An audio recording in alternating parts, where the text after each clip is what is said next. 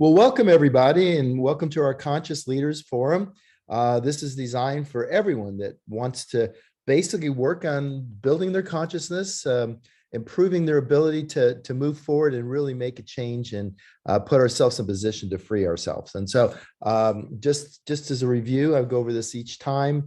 We've had more and more viewers, which is we've been doubling our viewership per the third one. And so we do this the first Tuesday of the month. And so it is that day, and welcome to the new year. 2022 is going to be an amazing year for us. And as we work on ourselves and really focus on what's necessary to change and grow ourselves to the point where we build what I like to call internal stability and external equilibrium, which means we start being able to handle everything that life kind of throws at us, and yet put us in position to build relationships and help foster those. It's never been more important than it has in this crazy time of change that occurs. And just when we think it was safe to go back in the water, we have another variation occurring in our dealing with this pandemic and just life in general. And so we've kind of created this forum. And what I mean by the forum, it's really a place, meeting, or medium where ideas and views on a particular issue can be exchanged. And so this is specifically on how we build consciousness, and both in terms of building transformational leadership for ourselves and the ability to guide others, including our family, our community, and those that we lead. So with that, today I want to really talk about how do we free ourselves? And it's a great question, because we have this egoic mind, this part of us that's kind of channeled throughout all our experiences from our early childhood to where we are today.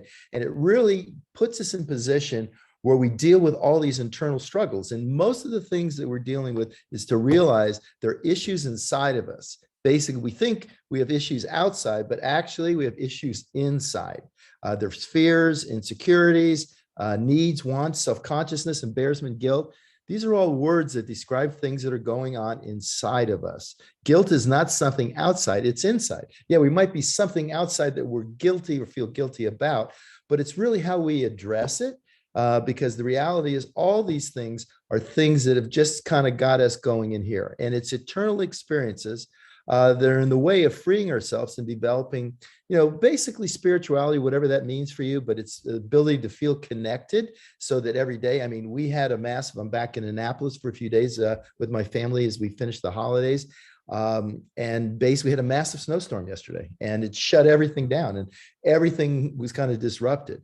And yet, rather than worry about all the things that we're missing or the things we had to deal with, instead to experience this gorgeous day on the water with this over a foot of brand new snow. It was gray and still snowing in the morning. By the afternoon, it turned blue, and it became an exquisite day. And the family went out and basically did a little cardboard sledding, took the dogs out with our littler dog Scooby. It was actually over his head, and he looked like a gopher going in and out, and turned it into a beautiful day. And then we had a wonderful evening and made a fire and hung out together and played some games. And so it's really that we have these things that are keeping us, or obstacles that are keeping us from fully enjoying and experiencing life to the fullest. And so nothing else to do. It's really about taking the rocks out. And I'm going to use some analogies. I used a metaphor of rapids and water, calm water, and then rapids to kind of give us a perspective. And we're going to actually talk about it again, because I had many people comment on that. And then once we go through a few of these slides, then we're going to open it up for questions and to really comment and go into the deep end of the pool, so to speak. So with that, basically, I just want to review these things because there are things that we don't normally think of that are very important. We go to the physical gym, and obviously any of those of you that are using the habits of health, we know how important the habits of healthy motion is, eventually getting to the point where we're working out or doing things to improve and optimize our physical conditioning.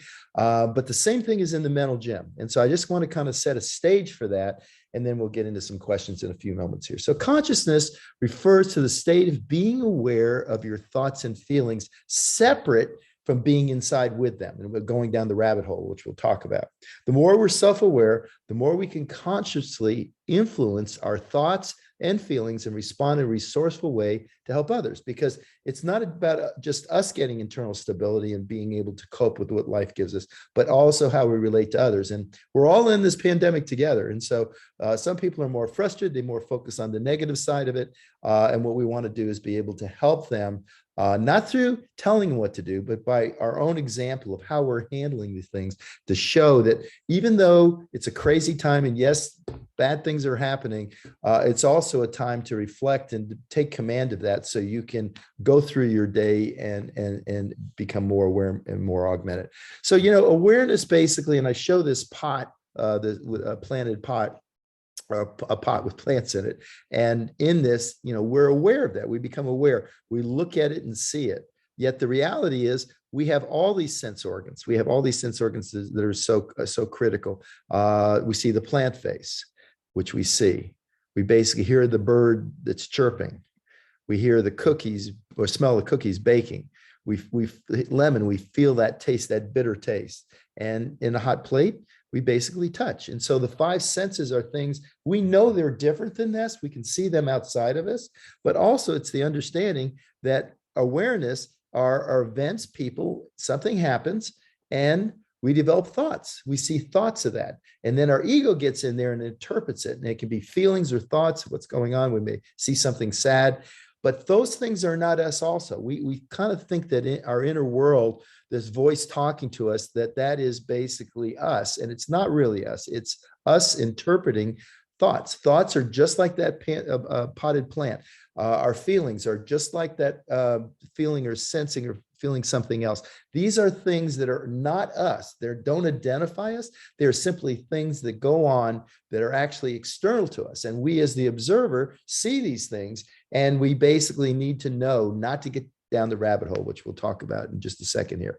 And so most of the time, 95% of the world, 98% of the time, takes this and goes into the triangle, or the drama triangle, where we're either the hero, we're the villain, or we're the victim. And so that's perpetuated throughout our world. It's always looking for someone to blame it on, someone to point your finger at, and it's never been more obvious than it is of looking at any of the news stations.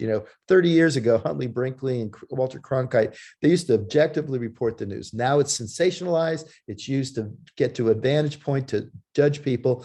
And all these things are not serving us well, because they don't allow us to develop that internal equilibrium. We may feel jazzed by it. We may have that, that stress response. We may be, we got in an argument at work with one of our colleagues, and we feel energized by it, but it isn't relationally healthy, and it's certainly not good for our own physical health.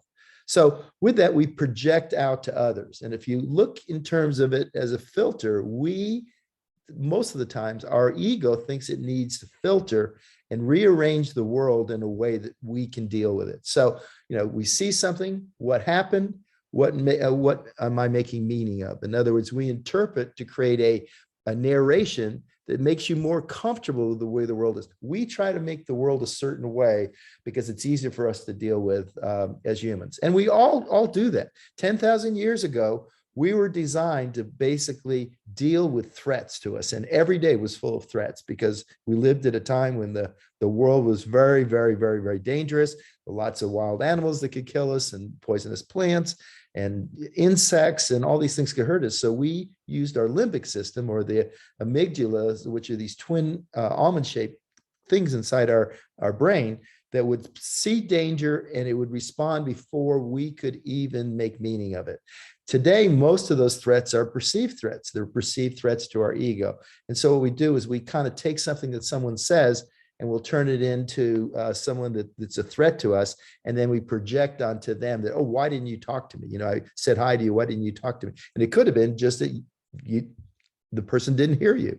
But instead, we make it into this big meaning. So very important to understand that. So the voice in our head are our thoughts and our feelings. And they're things we feel every day, multiple times a day.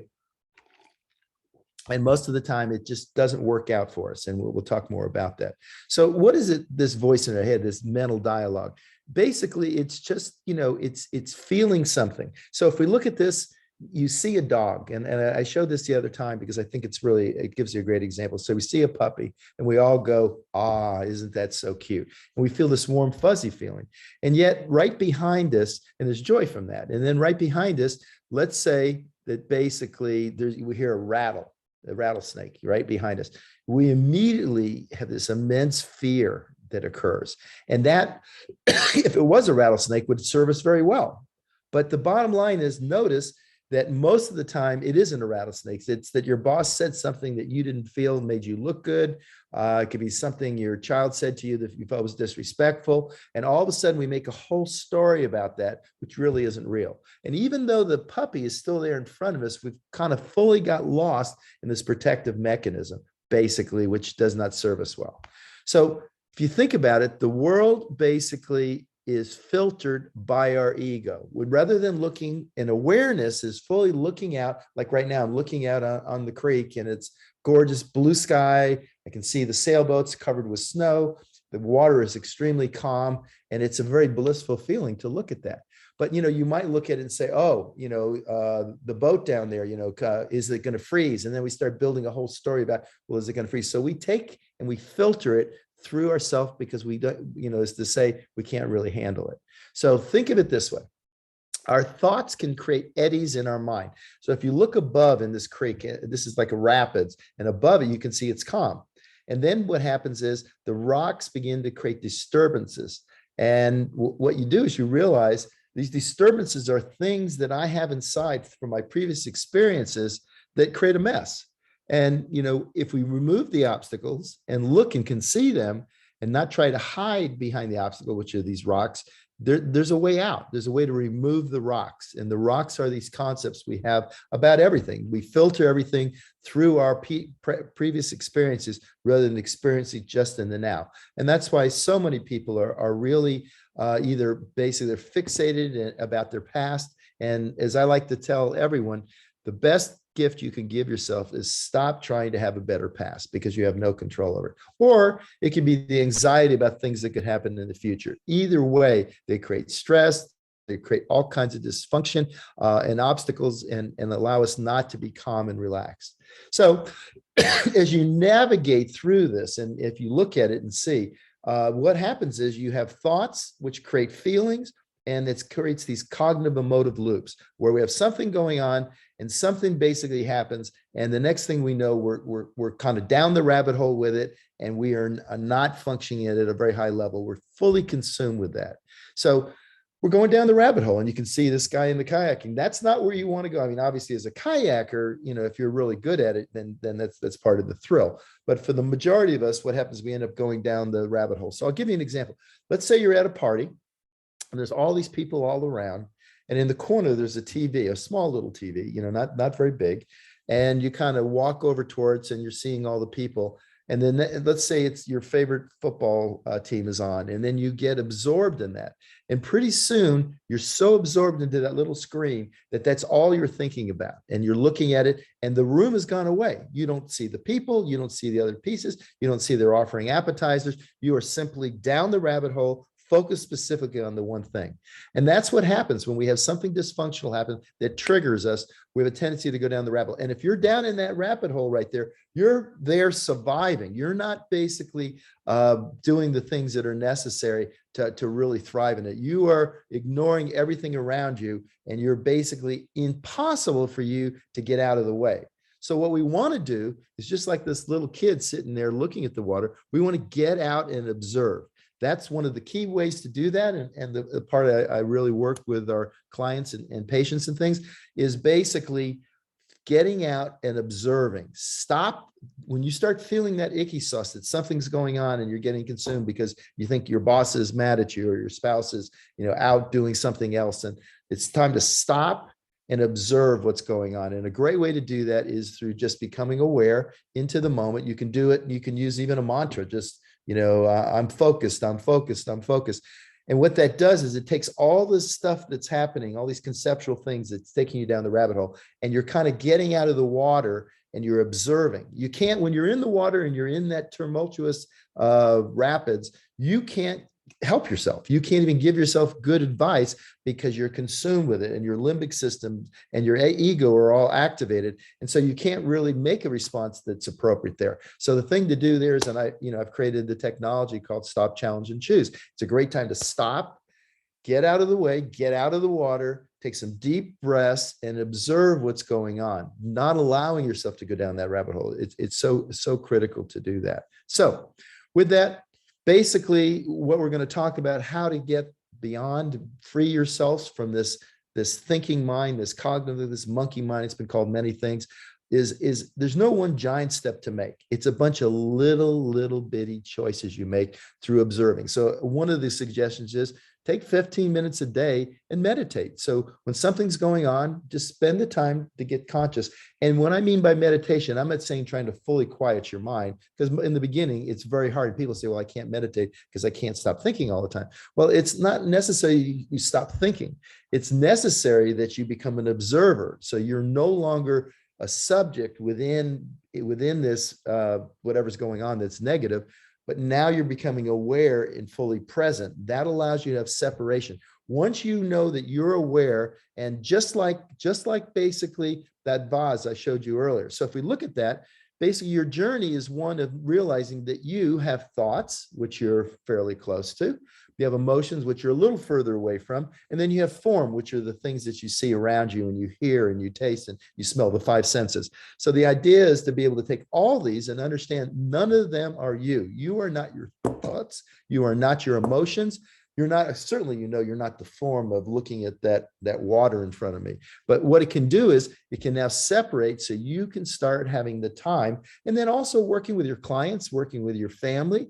It's the ability to not engage and go down that rabbit hole, to be able to stay back and realize, like, I'm having these thoughts, but these thoughts aren't real. Most of the things we think we make up in our mind are not real. Same thing with our emotions. Most of them are a response to something that's going on, is something we think that's a threat, and it's usually a perceived threat.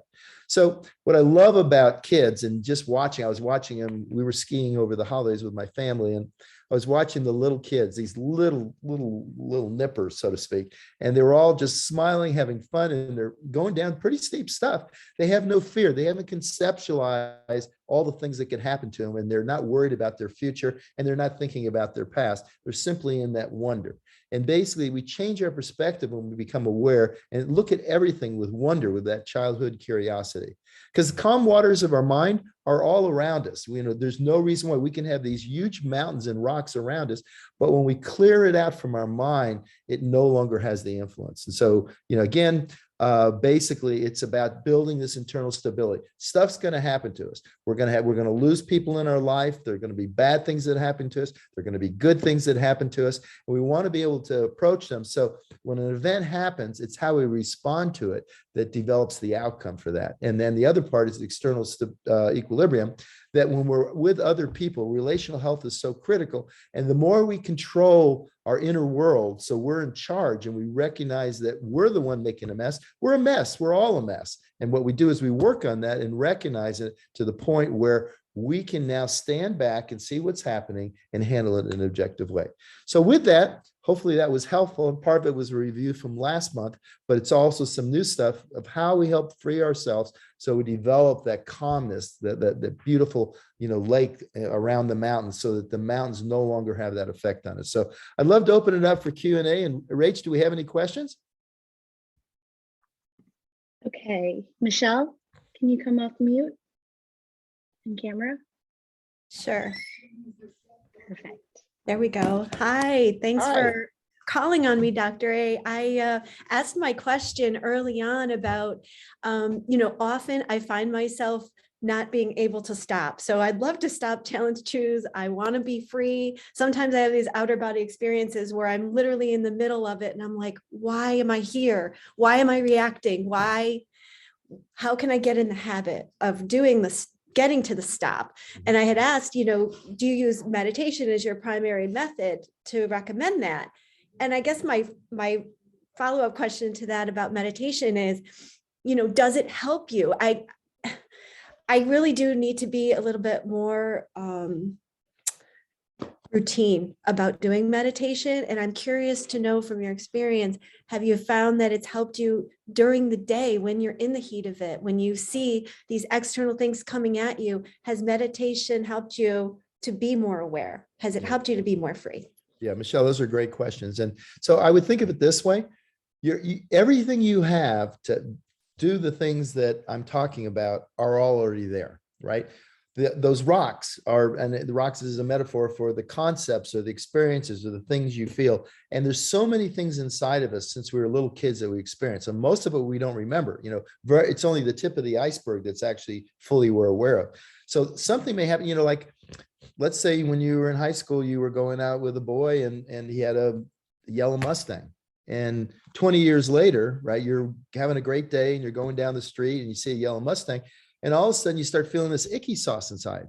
And you may not even recognize and coordinate because most of the time we're just kind of sleepwalking through life, right? There's so much going on. And we have an autonomic nervous system. We have the subconscious that allows us to do stuff because of habits, because of routines. And I spent a lot of time working, and one of our key things we do is help people learn the habits of health. And part of the habits of health is this ability to now control our internal world.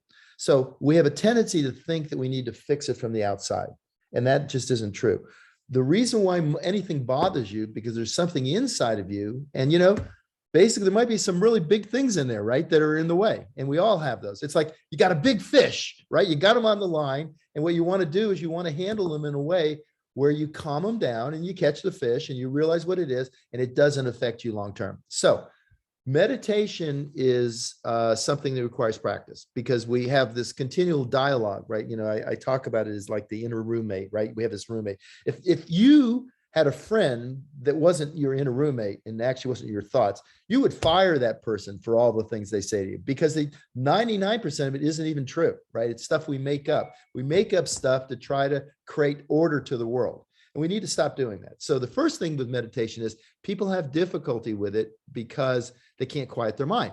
And you're not going to be able to first quiet your mind. And by the way, that inner voice sometimes is very helpful. Like this morning, I had a meeting outside, and that's why I was running a little late getting back, because the weather is so bad. But I said, I need my keys. I need to make sure I'm driving slower. I got to watch about the curves because there's ice on the road, and I got to check to see how the brakes are. And I wasn't even using my car; I was using my daughter's car, because my car won't run in this weather. But rather than worry about it, that dialogue can help you. So having that voice in there isn't necessarily bad. It could be a good thing for arranging and building, like you said, the routines, right? But for most of the time, it does things that throw you off, and it doesn't want to be quiet. Your ego wants to be in charge. So if you start meditating, it's not easy because it's hard to shut up, and it's not even necessary to basically shut it off. It's just necessary to become aware of it, just like that potted plant that I showed. When you can be aware of your thoughts and say, okay, this thought is coming by, and you can not let it take you down that hole, but just actually recognize, oh, I'm thinking this, and then ask yourself, stop, challenge, and choose. I'm thinking this, and why am I thinking that? What's going on there? And once you have the ability to be aware, so self-awareness is the key to everything we're talking about when we talk about building consciousness.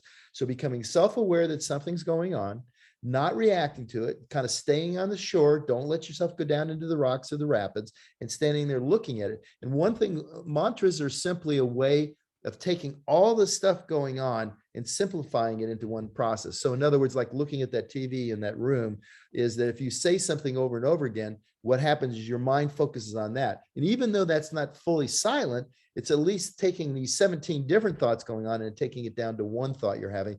And that's a great first start. So you're not going to be able to, very few people can just sit down and just meditate and not think and become fully, present with no thoughts, but having the thoughts. So just working with that in the beginning is great. And so that practice over time that you can separate, when I showed this slide that showed the thoughts, the feelings, and the form, is that when you can separate and become the observer, it's they call it the witness of, you're the subject and you're looking at the objects, and those thoughts are objects too, and those feelings are objects too, and they're things that are responding to the experiences we've had in the past. So what I find, for instance, when I start feeling any of that icky stuff, like I'm in a meeting and there's stuff going on and someone's saying something which I don't agree with or I think is wrong, in my previous life in critical care, basically I would tell them to jump and then ask, they'd have to ask how high when they went in the air, because it was a very much a up one, down one relationship. And in the life now, as you move forward, especially with your kids, your family, your friends, and the people, if you're a coach and you're working with others, it is critical, because we have a tendency to try to fix and have the person think a certain way and change their behavior. And it just doesn't work. You can't change anyone's behavior. You can help them become aware of their behavior and then understand why it's important for them to change in order to have better relationships with their kids, with their family, with their friends, in business, whatever. Success comes from psychological flexibility. Psychological flexibility comes from being able to remove yourself from those thoughts, from those feelings, so that you're in control. It's the locus of control. When you take full, that's why we talk about in our leadership habits about basically radical responsibility. Take responsibility, because when we take responsibility, we give ourselves back the power. When we give ourselves back the power, we have the choice to respond in a way that makes sense for the outcome we want. So if I'm in one of those meetings and someone says something, I'm starting to feel it, what I'll do is like take my water bottle, open it up, take a drink, kind of feel that release, and then think that, what do I want to have happen here? What I want to have happen is I'd like to have a discussion that leads forward to a positive outcome for everybody that's at the table. It's not about me. My ego wants, damn, I want to be right. And I want to show them I'm right. And I want to convince them I'm right. That has no value at all. There's no value, because someone, in fact, if you attack someone that's already, their ego is already involved in it and they're in the drama triangle, you just perpetuate the same thing over and over again. And the beauty is, Michelle, when this happens and you respond by stop, challenging, and then deciding, okay, I'm curious. I may not, and here's the other thing. It's acknowledging that you're hearing what the other person's saying. It's not necessarily agreeing. We all come from our own perspective, and we may, depending on our beliefs. And I always talk about our values bring us together and our beliefs separate us, and never been more apparent than it is in the world today. And I am not ever trying to create help someone else or have someone else change their beliefs. I'm simply trying to understand them and put it in perspective so that it doesn't affect me in a negative way. So it's a process. And like I said, it's little baby steps. It's micro habits. It's doing these things. It's like why the life book is so important for people, because it allows them to go through a routine where each week or every couple of weeks, they're working on these little baby steps that allow them now to take control. And I can tell you, as you do this, because I know, even with skiing last week, I was skiing with a couple of people that are better skiers than I am. And rather than in any way thinking negative about that, it's like, God, what can I learn from this? How can I be open, curious, and learn better technique from them? So, and what you find is you start laughing at the more you understand this, the more you start laughing at, before what you would have done, because it was like you had this parasite inside of you, right? That says, no, I got to be right. I got to protect me. I can't have them they're making me look stupid, or it doesn't matter what it is, but they're basically, those things are nonsensical. There is no competition with anyone else. It's only the growth we have inside with ourselves that really matters. I love this so much. Thank you so much. And I just love the fact that, for me to be responsible and for me to be aware, I actually have to do nothing. I have to just stop and yes, get out of the way, essentially. So it's not, and I think a mantra is going to help me so much with that. And I will. Yeah. Yes. And just think of it this way. Like people go to the Far East, they go, get these illumination and, go, live in a hut for 5 years. None of that is necessary. What that's doing is just boasting your ego that you're working on it. What you want to do is calm, get the rocks out, and it no longer has any effect. It's not, you have everything you need to be internally stable and to thrive in your life if you recognize that it's an inside job. It's about us understanding we have stuff that has happened, that, our program from 10,000 years ago was designed to have this mechanism there. That mechanism living in a society now, it's not necessary. You don't need to do those things. You just need to basically decide what's most critical to you and what's important. And it all starts with becoming, the more you're aware in the present moment, because you have no control over the future. We talk about leading from the future, acting in the now. Yeah, we put a plan together with what we think is most important to us. And then Right. that helps inform us daily of the things we're going to say no to, the things we're going to say yes to that lead us towards that. But as far as predictability and security of your future, we have none. It's not in our grasp. The world's going to go on whether we're here or not. You know, we're here for a short period of time. So what you want to do is fully enjoy the time you're here. Yep. And stay in the moment. Thank you, Dr. A. You're welcome, Michelle. Appreciate it. Thanks. Yeah. All right. Who else we got? All right, we have Elizabeth. Elizabeth, can you come off camera? You there? Yes, I'm here. I'm trying to, sorry. I'm That's sorry, okay. my daughter hacked my account. Can you see me? Yeah, we can see you, Elizabeth. Hi. Hi, Dr. Anderson. I'm a little nervous and I'm hiding in the car because the kids are inside right now, so they're loud. So my Okay, question wait, before you is, start, wait a minute. Why are you a little nervous? because I'm talking to you and I'm a I don't know, fellow and I'm sure human. there's and I'm sure there's hundreds of people on this call. Well, that's good though. You know, the thing is, here's the thing. They're all going to learn from what you say. And so you add value to that. And that's what that's what a forum is about. It's about expressing what's going on with you, to ask questions, and everybody gains from it. And that's why I love this kind of format, because it allows you, and I don't want you to be, I want you to fully express what you're thinking, because you know, we that's one of the things that happens. We feel everybody's judging us, and it just doesn't matter. We're all humans, and we all have all this stuff going on. All of us have these issues. I have them too. And you know, I'm getting better at it because I've now developed and worked in understanding that and making, and hopefully what we're doing is making it so it's available for you to use every day. So I didn't mean to interrupt you. I just want you, I don't want you to be nervous. I want you, I know the kid thing, that's a whole different deal, but I mean, Yep. at least you can keep them at bay while you ask your question. That'd be great. Okay.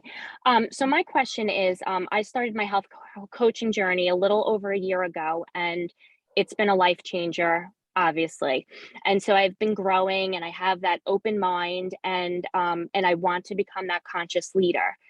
So how do you go about that? I know they say, you know, the people you surround yourself by are the people you become like, and surround yourself by similar people, which is this community. But what happens when a significant other or a spouse is not on the same page? They're not open-minded, they're not willing to grow, and not necessarily supportive in general, because you know you're a different person than when they met you. So I guess it's hard for them to understand. And if they have not been awakened like we have, I totally get it. But how do you do that when, like, it's not like your group of girlfriends where you can choose new girlfriends? How would you go about something like that? Would you just continue on your journey, and as you grow, you know, people change? Or Mhm. Yeah, that's a great question. So Elizabeth, what I would say first is this, is congratulations, because you can just see, you know, like looking back, I heard Bob Proctor say this years ago, but you know, when you look back, you need a telescope to see where where you were, right? Because you so much has changed. And actually, even though you may have a significant other or someone that's very important to you that hasn't gone on this journey with you, and by the way, you can't force them on the journey. What your behavior does over time is it allows them to see you in a light where actually you're a better spouse, because you're able to cope with things they say and not get into an argument. So I'll just give an example. My mother and I, you know, for many years, my mother, you know, she would come visit me, or I'd go visit her for about 3 or 4 days, because we're both very opinionated, and you know, that's the genetics, that's where I got it. She's Italian, a hard head. And we would end up usually getting in an argument. And over the last 5, 6 years since I've been working on this now, she hasn't changed from the standpoint, she didn't study this, but our relationship, you know, we just had the holidays together, and you know, it's a very different relationship. It's a one of love, and there's very little confrontation, hardly ever anymore, because I've changed so much. And so the bottom line is, you can't change someone else's behavior. And even though you'd like to, because you're learning so much, and this is one of the cautionary notes, is as you grow in your ability to be more aware and more conscious and self-awareness and self-regulate, you're going to change. And you know what will happen is you are, you know, money doesn't make you any different, just gives you more of what you didn't have before, but you're still the same person. So the same thing here, as your consciousness increases, your ability to respond to adversity becomes much enhanced. So you're much better at it. And the person over time, if they love you, if they care about you, they'll eventually come around. And it may just be naturally because you just don't allow any of these events or things people say or they feel or act to, you don't allow it to affect you in the same way. In fact, you look at it as, basically, I make no assumptions. I basically don't take it personally. Even if someone shoots you in the head, it's not about you, it's about them, right? So over time, hopefully it'll get better. Now, with that, it is true that you want to spend more time around people that are on the same journey as you. So, like I spent a lot of time with some of the top thought leaders in the conscious movement because we're all working in the same directions and we reciprocally mentored with each other. So yeah, spend more time with those people and reinforce. But the journey is one where you've now taken full responsibility that you're becoming more conscious, and your ability to deliver that through your actions, not what you say, but what you do, will be highly influenced by this growth you're doing. It's like anything else. If you're, like for me skiing, I know if and I'm going to go heli ski later in the month, I know that if I'm not working out, I'm not going to be as good and I'm going to struggle. If I've been working out and spending the daily practice, I'm going to be better and be able to do it more effectively. Same thing with your conscious development, this work, this meditative work, this work of awareness. It's going to help you become a better spouse and a better mother and all the things that are important to you, and a better conscious leader, because now you're realizing, transformational leadership is different than transactional. There's an exchange going on, right?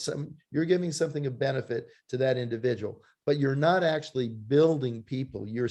There's an exchange. Transformational leadership is helping people become more aware themselves and work on their own growth so they can become a transformational leader. So the work you're doing is helpful on multiple levels. First, on the level of yourself, that's where it starts. And that's why, I named this particular one about how do we free ourselves, because that thought process, when we get down the rabbit hole because we're thinking or feeling a certain way, it doesn't serve us in a positive way. It stresses us out. It causes worry. It hurts our sleep. It hurts our relationship with other people, how we respond to them, what we say to them. And we're certainly saying things because it's coming from our opinion, which we're not taking into effect what it may mean to them. So this development from the inner work that you're doing on yourself, realizing that most of the stuff that's going on isn't an external problem. It's the mess that we are inside. We're all messed up. And it's because we live in a complex world, and the world, because of technology, has become less interactive human connection and more technologically advanced, right? Texting, emojis are nice, but they're not the same as sitting there looking at somebody and smiling or looking them right in the eyes. And because our world has changed so much, it's become critical. And the other thing that's happened, which Elizabeth is so important, is the companies have been data mining us for now a decade. And they're basically going to control what you do, what you buy, what you think about, unless you become self-aware and realize that these are external things and I can pick and choose what I want, but they're not controlling my thoughts and my feelings. So you're doing what's necessary. The more you work on it, things will start changing in your world. And I don't know anything about your personal life, but I can tell you that there's a point where some people, you basically acknowledge them, you say hi to them, you're kind to them, but you stop spending so much time with them because you need to know that the underlying structure that you put yourself in either makes it conducive to become more conscious or it makes it less conducive. And you want to remove yourself from the fray. So these external stimuli are mostly ones of love and caring and thought and human interaction and things that are positive for you. Thank you so much. That was great. Yeah, you're welcome. Thanks. All right. What else we got? All right, next up we have Andrew. Andrew, can you unmute yourself? Come on, camera. Hey, Andrew. You're still muted. Oh, I can't hear you yet. You got to unmute. You got a great smile, but I can't hear a word you're saying. people. There we I am go. I'm so sorry. I was struggling a little bit with my iPad. Well, thank you so much for everything that you have shared. I feel like I'm receiving from a fire hose, and I'm trying to interpret what you are saying and putting it down in my words. And this is what I have so far. Your ability to be self-aware predisposes you to making conscious choice of your desired outcomes. Awareness creates thoughts that we interpret based on our worldview. So the question, Dr. A, is how can I be objective in my interpretation and judgment of how I filter reality? Yeah, I love that. It's a great question. And so you said one thing that I just want to make a little correction on. So the world doesn't create your thoughts, you create your thoughts.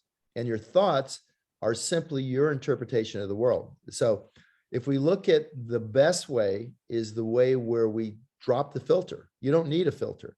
In other words, your ego thinks you need a filter. It thinks it needs to make the world kinder to you or make more sense to you. So we take what we see, what we smell, what we feel, what someone says to us, what we have an emotion with, and we interpret it in a way that keeps us what we believe is safe.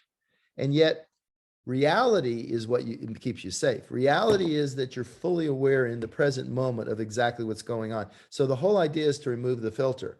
And we almost everything that, and by the way, our mind, our brain, the way it's perceived and it is about creating habits. And so what we do is we use comparative reality.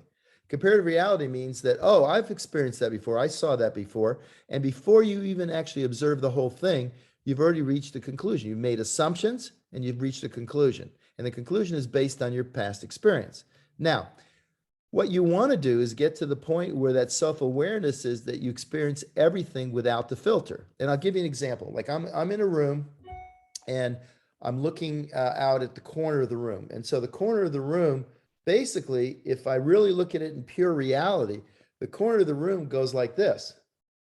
But what I do is I look at it, and because of my experience and knowing that this is a room and it's got rectilinear where it's a 90-degree angle, my interpretation is that that room is not the way I'm seeing it, but it's actually different than that, right? I'm saying, okay, that's square. It isn't really going to a point, right? Just like if you think about it, if you're out on a train or you're overlooking a pasture and you see a cow, right? The cow is like 500 yards from you, that cow looks this big, right? Yet you interpret it and know that it's removed from you, so you know the cow is regular size. So that's kind of weird, but that's why our brain and our mind and our thoughts do that. It tries to create experiences based on comparative reality. So you have someone you're having a talk with, and we all have a tendency to do this. We basically, someone's saying something, we go, oh, this is what they need, or this is what they want. And we don't even let them finish talking. We already know it all, and we're telling them what's going on, right? And this is what you need. And sometimes you might be right. Many times you may not be right. And so the idea is to experience your present moment fully. So that's why, when I know sometimes, like when I'm driving in the car with my kids and there's something gorgeous I'm experiencing and they're on their phones, right? They're on their phones. Or like we were coming down from the mountains the other day and it had been an exquisite snowstorm and everything was crystallized and the early sunlight was coming through it and it was just beautiful.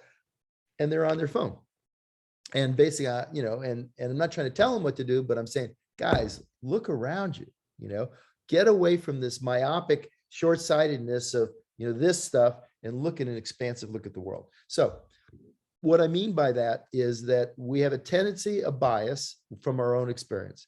The idea is for us to be fully aware. And if we're fully aware and we're listening to someone versus judging and can't wait to start talking, because we're not taught to listen ever. We're taught to be respectful and not interrupt, but that's about as far as it went. And the reality is there's so much magic in building our relationships with others. The world is one big conversation. Our conversation, whether it's a conversation inside ourselves, with a friend, or with your community, or giving a talk or anything, it's about communication. And the more we become self-aware and fully present in the moment and experience it, that's why very little is actually the content of what they're saying. It's the tonality, it's their posture. All these things are important to put it in the right context. So, in consciousness, it's all about context. It's not about content. It's actually know in the context what is going on, what's happening in this conversation. How do I need to listen to it purely from a reality? So, a good friend of mine, Jim Defner, who wrote the 15 Commitments, basically he says, is it a video, right? Another video camera taking exactly what happens, or are you interpreting it and giving meaning to it and creating your own story, right? And the more we stop creating stories, the more we're fully aware, especially when we're talking to others, whether it's our clients, our coaches, our family, our friends, then it allows us to make the choice that's connected the most to reality. So, Robert Fritz, a great friend of mine, we wrote a book together, Identity. Basically, he talks about reality is an acquired taste, right? The truth is an acquired taste.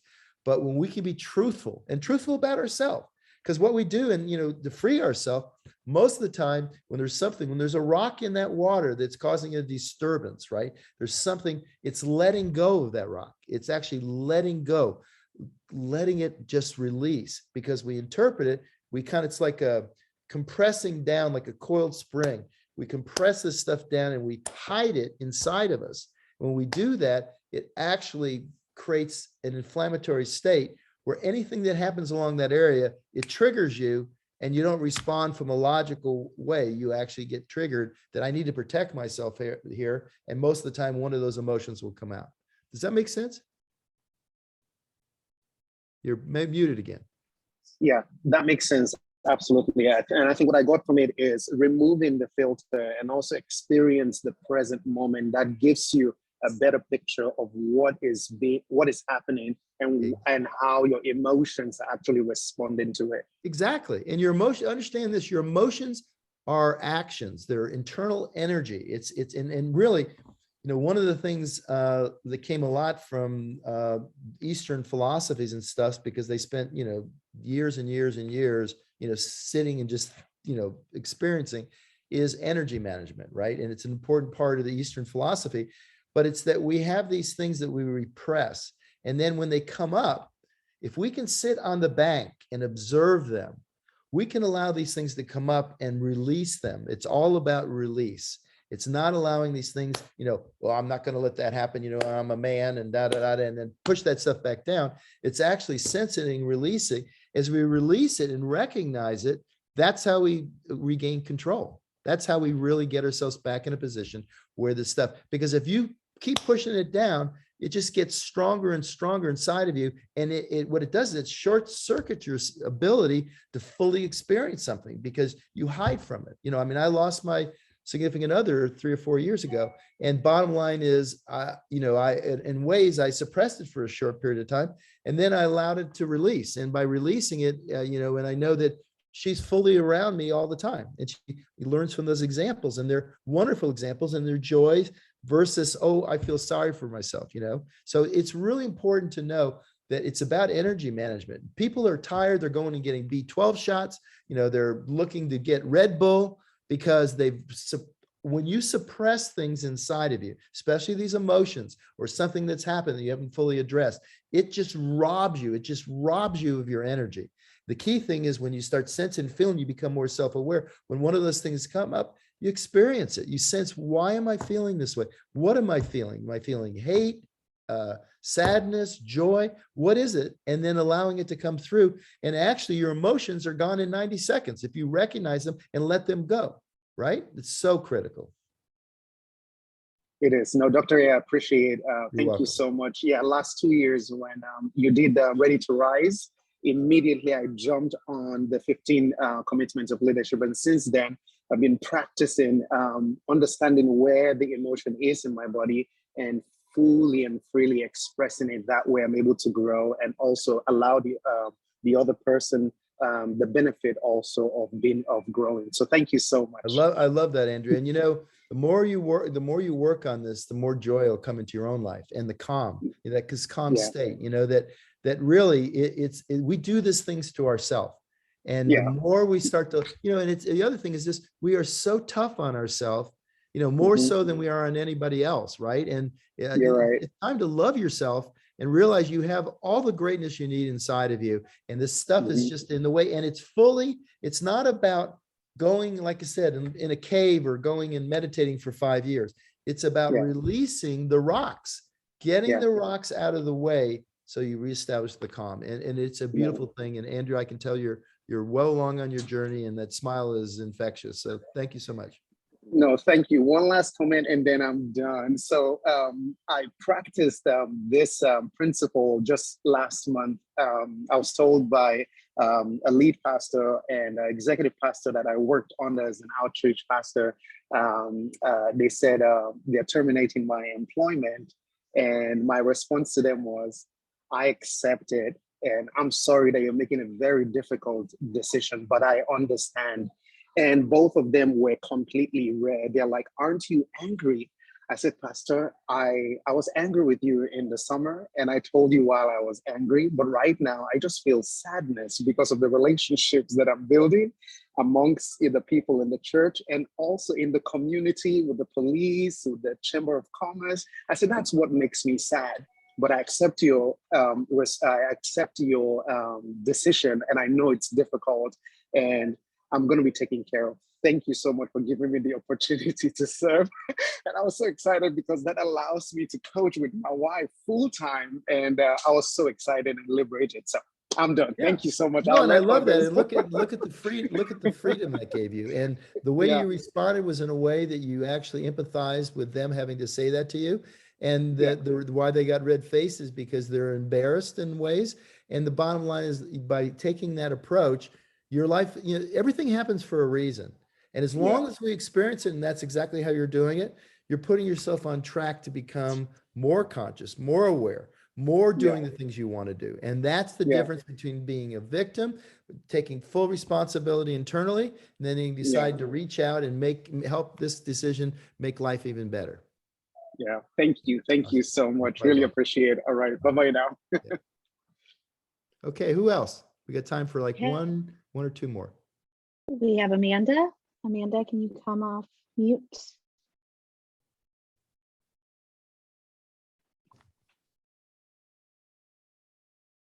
Hi, Hi, Dr. Amanda. A.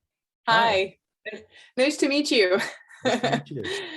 Thank you so much for your time today. I had actually posted a question. So I have become a coach through Optavia for the past year or so. I love my community and I'm so happy and have grown so much personally. I love serving people in this way. I am also a mom of two. I have a 4-year-old and a 1-year-old. I'm also homeschooling my 4-year-old. I find the challenge for being present with my little ones. I know it should be such an easy thing to do and such a desirable thing to do, and I do desire it. I left my nursing career so that I could be home with them. But my challenge lately has been this desire to help people and be present with them at the same time.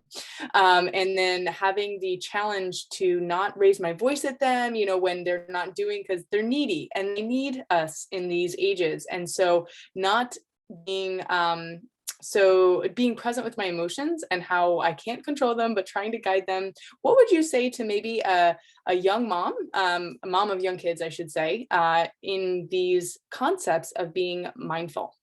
Yeah, well, that's a great one. And understand that their brains aren't fully formed. Their ability, they see reality as reality, and it's black and white for them. They don't have the ability to process yet. That's why, by the way, in this age, it's important to give them guidelines. So they need to play in the sandbox, right, so to speak. There need to be guidelines on that to protect them, to help them be integrated into society. Societal integration can't be what we call it can't be interjection. What I mean by that, you can't give them a pill to swallow, right, to make them conform. It has to be a process. So recognizing their limited ability to really formulate and express and logically look at it. That's why, by the way, kids are told 50,000 times by the time they're 5, no. And so we take this beautiful creature that's full of happiness and joy and expression, feeling all the emotions and expressing them non-filtered, and we start trying to put them in the box, right, in the sandbox. from the safety standpoint, yeah, you don't want them sticking, metal forks into the socket, right, and electrocuting themselves. But on the other hand, we want to give them expression that we let them process. So the example is, let's say you're teaching them, they're at the point where they're learning how to read, right? So they're reading a basic book, a little illustrated book, and they're learning, see spot run, right, or whatever. And as long as they're doing okay, then basically let them read. When they start making a mistake, what is happening, they get frustrated, right? These are not doing it right. That's the time to give them a big hug and a kiss and let them go to sleep, right? Don't continue that, because that frustration becomes experiential for them. So you're kind of like, you are up one, down one, because you're a parent, but you're also expressing and giving them the time. One of the things I learned early on, now my kids were a little older by the time when I started this, they were like 3 and 5. But I found when they would come home from kindergarten or school, they would need us for about 5 minutes, right? They want to say something that happened in school. They want to know they're the most important thing in the world. And you listen to them, right? And fully there for them. And then in 5 minutes, they're bored with you and they're off to doing something else, TV or reading a book or playing with their toys or whatever. So it's knowing that balance. And for you as a mom, part of it is projecting that I want my child to do the things the right way. And now that I'm learning this consciousness, and I'm learning how to, so you made the most important thing. You're present for your children. You're not working outside the home. You're there for them. There's nothing more powerful for them than that. That's the first thing. The second thing is, in this awareness, know that when they get frustrated, when their emotions come up, they're going to be hard to handle because they're immediately coming from a defense position. So that's the part with just giving enough space, right? And then basically creating the guidelines where they can see. And also, if they do need to be disciplined, is then understanding that these are not personal things. I know growing up myself is that, when you're 4 or 5 years old or 3 years old, since you can't interpret, if someone tells you you're stupid, right, you start thinking you're stupid, right? Because you don't have the ability, and that carries over all the way through your life, self-worth, all those things are there. So that's the most important thing to avoid, that you're creating an identity with them of any of those things that are negative. You may say, this was a poor choice, right? But not that was stupid. You're stupid to do that. And so those two separations are and I know you don't do that, but those are the two separations that are the most important. And then also having the patience, because they're going to go sideways, right? They're going to, on a plane, I can't tell you how many times, and it's frustrating for the people on the plane when there's a little kid that maybe because they can't pressurize their ear, right? Because it's stuck, there's a station tube and they can't equalize and it hurts. And they may be crying, they can't express, oh, I'm hurting. So you got to allow enough in the middle wiggle room for them to express themselves, but know that they can't take advantage of you. So if they start crying every time they don't get their way, you need to set some guidelines. So it's kind of in the middle like that. And your conscious work of development is allowing you to handle those situations, not in a way like you're embarrassed because they're crying in public, right? It's simply, if you can remove them from that and then deal with it personally. So it's really, you're the one that is completely in charge and in control. And it's realizing that I don't want to damage this young, fragile creature. I want to help empower them to take responsibility. I want to reward them when they do positive things, when they're quiet or they do what they need to do. And that when they don't, that there's some consequence to that. So they start understanding that we want some semblance of order as they become adjusted to society, but we don't want to get mad at it. And the key part for that, for parenting, is that you don't get upset, right? Because if you get upset, you project something, and they're looking, especially when they're really young like that, being loved and cared for and thought that they're the most important thing is critical for their development. And if they think mom is mad and saying nasty stuff, and I'm not saying you're doing that, that's the key part. And then they will grow into being more rational. But, they did a study looking at secured attachment, especially when they're very young. That first year, when usually the caregiver is the mom, it could be a grandparent or something because of the work, but it's usually the mom. Secured attachment means that they sense that they're loved, they're cared for, and that they're secure in that relationship is the key part for long-term success. And they actually looked at 1-year-olds, and they had them studied them and looked at the ones that had secure attachment. They'd be playing, they go away, they may cry for a second, and then they go back to their playing. right? And the same thing when they bring them back, those that were securely attached may recognize, hug mom, and then go back to playing what they are. Those that have ambivalent, where they sometimes feel like they're loved, sometimes they're not thought they loved. When those kids came back, they would cling to their moms, right? And then the third group were the ones from, unfortunately, from addicted parents, like addicted moms, and they would basically not even, avoid them at all costs. So you're doing the right things. It's just a matter of putting that into balance and realizing, don't take it personally. I know that's hard sometimes.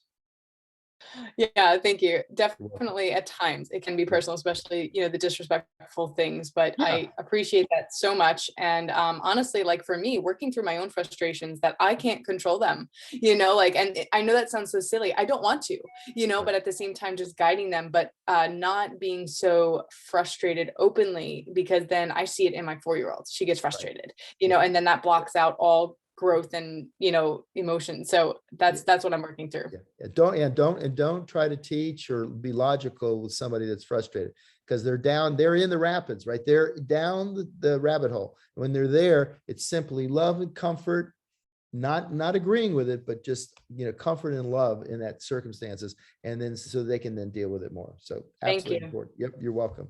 Okay, well, we're really out of time. If there was one other question we had, Rach, I'll take one more question. Okay, Jeanette, you could come off mute.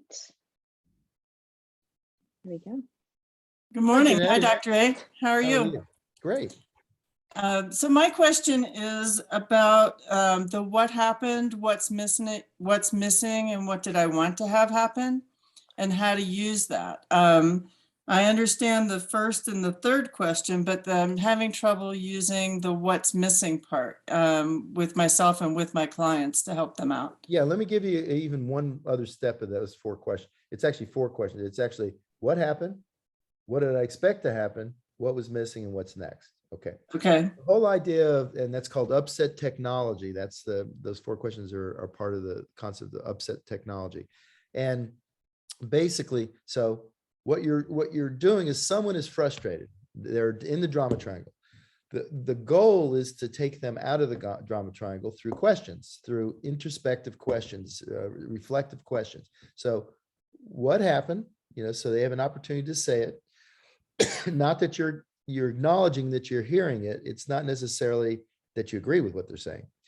What did I expect to have happen gives you an anticipation of what they thought was going to happen in the world, right, in that circumstance. So that these are questions that do 2 things. One is they have a calming effect on the person you're asking the questions.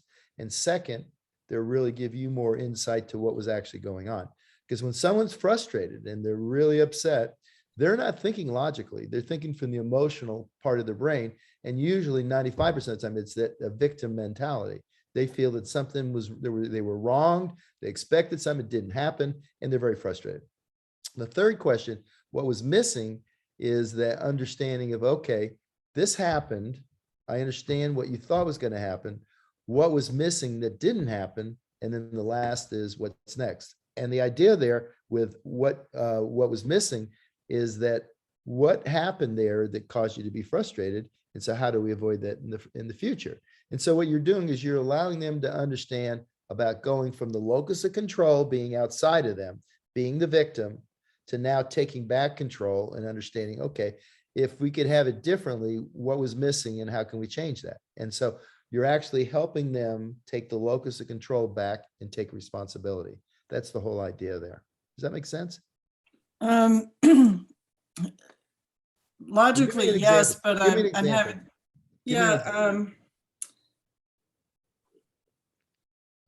let's say that it's Christmas Eve and my husband decides to go golfing, but doesn't say anything to me about, I've got the day off and would you like to do something together? Okay, so I don't know what's missing. Okay, so here's the thing.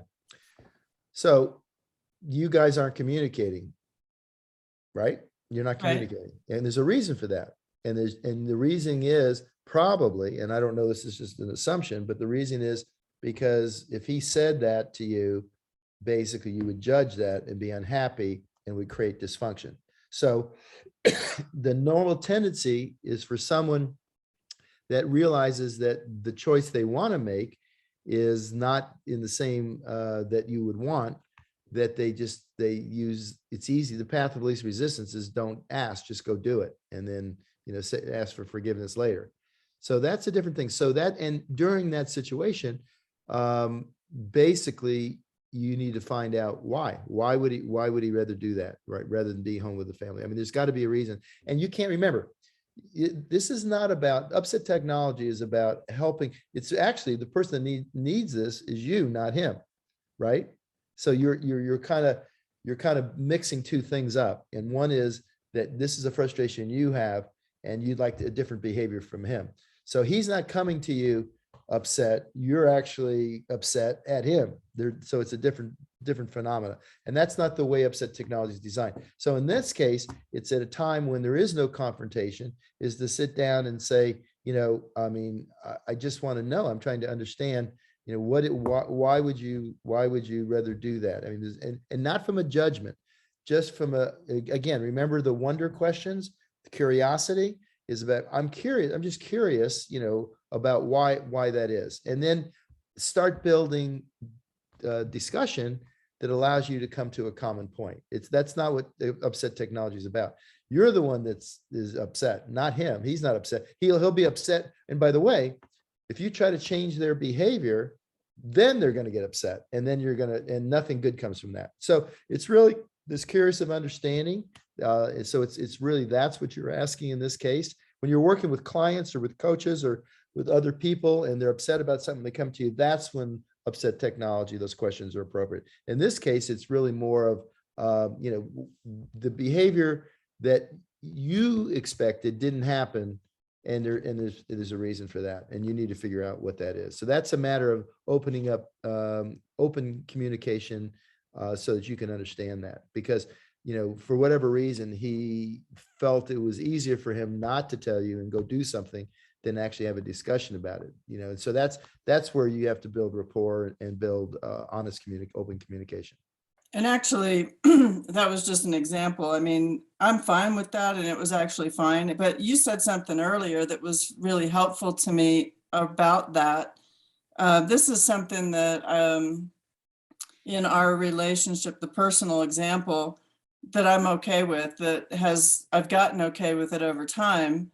And I think it's a matter of letting go of that rock. I have other things that I do. So, I just, he's working, he gets a day off, he wants to golf. And so I do my art and my Optavia business, and that's all good. Yeah. Sometimes it's hard to let go of that rock, but well, also just understand this. What you're looking for in a relationship is a co-commitment, not a codependency. Right. Right? That's the key part to building a healthy, sound, long-term, sustainable relationship, is a co-commitment that you realize there's things that are important to him and he realizes there's things that are important to you, and you find a common ground where you can allow each other to be independently happy, yet come together because you want to. And that's the key part. Yeah. Right. Good. So I know we're out of time, but I'm still having trouble understanding the difference then. So what happened, what did I expect, what's missing, what is the difference for a client? Let's say a client is struggling with something. How do I know if it's the same kind of thing as my example I gave, or whether it really is a good time to use upset technology? Well, if they're upset, that's the time to use it. So and remember, the questions are really more or twofold. One is to give you more insight into them, their current behavior. And the second is that for them to be able to remove the emotional, come out of the drama triangle and start looking at logically, what do they actually want to have happen? What was missing? So it could be just, well, in your case, what you're saying is it'd been great if your husband had said, hey, I really love to golf today. Is that okay? Right? Yeah, that's what was missing. So that's the same thing with your clients. Okay. Just if they're in the drama triangle, doesn't matter why, then just ask the questions. What happened, and then listen. And what you want to make sure that you're not trying to fix them. You're just acknowledging that you're hearing what they say. because that's the key part in the beginning, is that you're playing you're actually in the role as someone that's observing what's going on. And then the questions of what did you expect? Because that'll give you insight, whether their expectations were realistic or whether they weren't realistic. And then what was missing is what would have worked for me so this wouldn't have been an issue. And then what's next is, okay, how do I now, and the next time I'm in that situation, how do I respond in a way that keeps me from going into the drama triangle? Understand. So I was making it too complicated. Thank Don't you. make it so complicated. It's really simple. All right. All right. Well, Thank you. Thanks. All right. Okay, so I ran over, and thanks you guys for staying a little longer. Hopefully that was helpful. And I'll see you next month, same time and same day. See you guys. Have a great one. Bye. Happy New Year.